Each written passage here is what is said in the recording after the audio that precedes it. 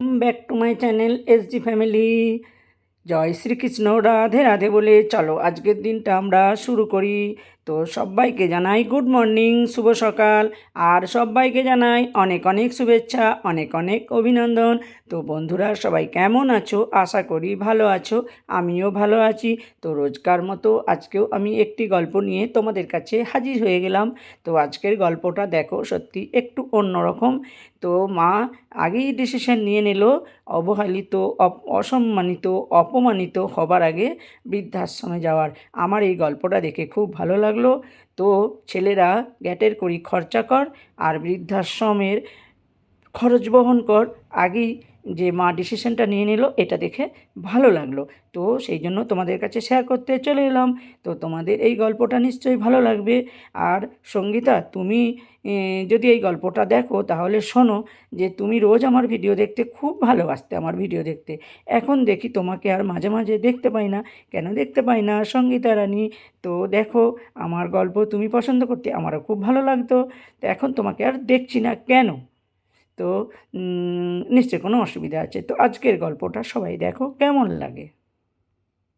আমি বৃদ্ধাশ্রমে আছি আজ প্রায় 5 বছর হতে চলল। ভালোই লাগে এখানে, নিজের মতো করে থাকা যায়। মন চাইলে বই পড়ি, না হলে গান শুনি। কখনো কখনো এখানকার অন্যান্য বাসিন্দাদের সাথে গল্প করি। আমার ভালো লাগে, আমি ভালো আছি। 2 ছেলে 1 মেয়ে আমার। বড় ছেলে মৈনাক, পেশায় ডাক্তার, সপরিবারে অস্ট্রেলিয়ায় থাকে। জীবন আমার ছোট ছেলেটা দেশেই থাকে, পৈতৃক ব্যবসা দেখাশোনা করে। মেয়েটা ব্যাংকে কাজ করে, ছুটির দিনে আসে আমাকে দেখতে। কোনো সপ্তাহে আসতে না পারলে রান্না করে পাঠিয়ে দেয়, একটু বেশি করেই পাঠায়, যাতে করে অন্যদেরও একটু ভাগ দিতে পারি। আমি রঞ্জনা খান। এভাবেই চলছে আমার জীবন গত 5 বছর ধরে। জীবনের বাবা মারা যাবার বছরখানেক পর হঠাৎ করে আমার কার্ডিয়াক অ্যাটাক হয়। আমাকে প্রায় মাসখানেক হাসপাতালে থাকতে হয়েছিল। কি যে সময় গেছে তখন! অর্থের অভাব নেই, নেই ইচ্ছার অভাবও। অভাব হচ্ছে সময়ের। হাসপাতালে সার্বক্ষণিকভাবে একজন থাকা, প্রতিনিয়ত ডাক্তারের সাথে কথা বলা, এক্সারসাইজ করানো, ওষুধ খাওয়ানো সময় ধরে, আরও কত কি। বাড়িতে আসার পর আরেক ঝামেলা। সার্বক্ষণিক দেখাশোনার জন্য একটা মানুষ কোথায় পাওয়া যায়? মেয়েটা অফিস করছে, অফিস আর আমাকে সামলে তার নিজের সংসারটা ঠিক খেয়াল রাখতে পারছে না।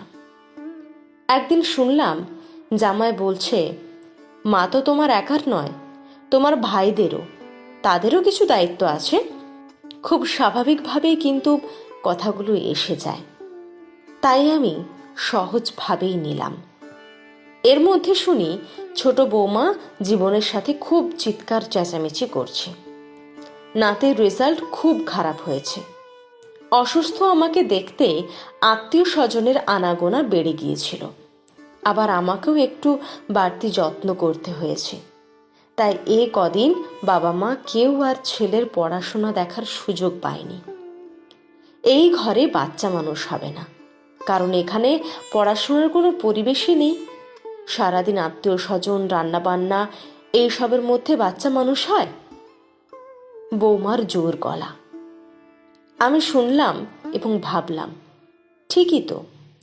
আজকালকার এই প্রতিযোগিতার যুগে টিকে থাকতে হলে বাচ্চাকে 100% সময় দিতে হবে।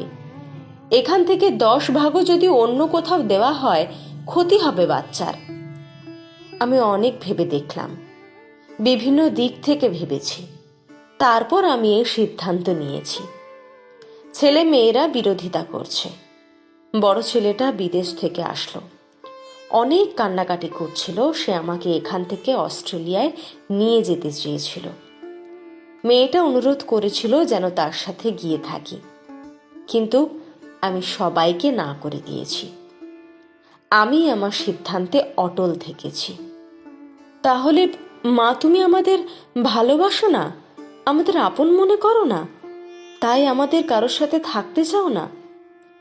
জীবন কাতর কণ্ঠে জিজ্ঞেস করল। তার চোখে জল। ভালোবাসি রে পাগল, অনেক ভালোবাসি।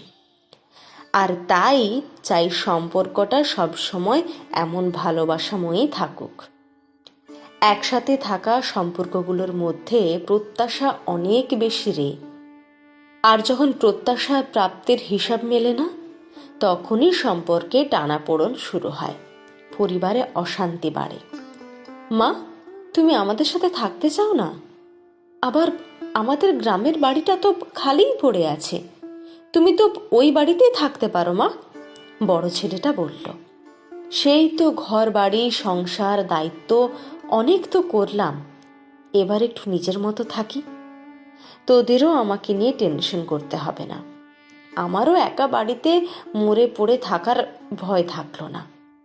তুমি যাবেই, বুঝতে পেরেছি। ঠিক আছে মা, বাধা দেব না আর। একটাই অনুরোধ, তোমার খরচাটা আমাদের দিতে দিও মা। বেশ তো, দিবি, মুচকি হেসে জবাব দিলাম। এর পরের কাজগুলো খুব দ্রুতই গুছিয়ে নিলাম। টাকা পয়সা সম্পত্তির যথাযথ বিলি বন্টন করলাম। আমার অংশের সম্পত্তিটুকু নিজের কাছেই রেখেছি, নিজের মতো ব্যবস্থা করব বলে। এই সম্পদ থেকে সমাজের বয়স্কদের জন্য কিছু করার ইচ্ছা আছে। এখানে অনেকেই আছেন যারা ছেলে মেয়েদের সাথে একটু সময় কাটানোর বিনিময়ে সর্বস্ব দিতে প্রস্তুত, কিন্তু ছেলে মেয়েদের সময় হয় না বৃদ্ধ বাবা মায়ের সাথে দুদণ্ড সময় কাটানোর। আবার অনেকে ভাগের মা কিংবা বাবা হয়ে থাকতে চান না। চলে আসুন এখানে, অর্থাৎ একদম নিরুপায় না হলে কেউ বৃদ্ধাশ্রমে আসাটা চিন্তাই করতে পারে না। অথচ বৃদ্ধাশ্রমে থাকাটা যে জীবনের শেষ বেলায় অনেক ধরনের পারিবারিক জটিলতার বিপরীতে কোনো সুন্দর বা সম্মানজনক সমাধান হতে পারে, এই ধারণাটাই এখনো সমাজে তেমন গ্রহণযোগ্য নয়। যতদিন আমরা মেয়েরা স্বামী সন্তান পরিবারের বাইরে নিজেকে অস্তিত্বহীন মনে করব, ততদিন এই বৃদ্ধাশ্রম ব্যাপারটা একটা ঋণাত্মক ব্যাপার হয়ে আমাদের মাঝে থাকবে। এখানে সবাই আমাকে হিংসা করে, ভালোবাসা মিশ্রিত হিংসা। বলে, ছেলেমেয়েরা আপনাকে এত ভালোবাসে, এত তাদের সাথে থাকতে বলে, আর আপনি এখানে আশ্রমে পড়ে আছেন। আমি হাসি। তাদের আমি বোঝাতে পারি না আমি এখানেই ভালো আছি। আমি জানি আমার ছেলে মেয়েরা আমাকে অনেক ভালোবাসে, সম্মান করে, কিন্তু আমি এটাও জানি এই ব্যস্ত জীবনে যেখানে দিনের প্রতিটা ঘন্টা হিসাবের, সেখানে আমি তাদের কাছে একটা বাড়তি দায়িত্ব ছাড়া কিছুই না। একজন মায়ের জীবন শুধু ছেলে মেয়েদের বড় করে তোলা আর বৃদ্ধ বয়সে তাদের উপর নির্ভরশীল হয়ে বেঁচে থাকা নয়। বড় হওয়ার সাথে সাথে সন্তানদের নিজের জগৎ তৈরি হয়, নিজের পরিবার তৈরি হয়, তাদের ঘিরেই চলে জীবনের আবর্তন। সেইখানে বৃদ্ধ মা বা বাবা তাদের সেই জীবনের অংশ হয় না, এটাই সত্য। অনেকেই হয়তো এই সত্যটা ধরতে পারেন না, কিংবা ধরতে পারলেও না বোঝার ভান করে। হয়তো তাদের আর কোনো উপায় নেই, অথবা তারা যে কোনো মূল্যে সন্তানের কাছে থাকার লোভ সামলাতে পারে না। আমি যে কোনো ভাবেই হোক এই লোভ সংবরণ করে নিলাম।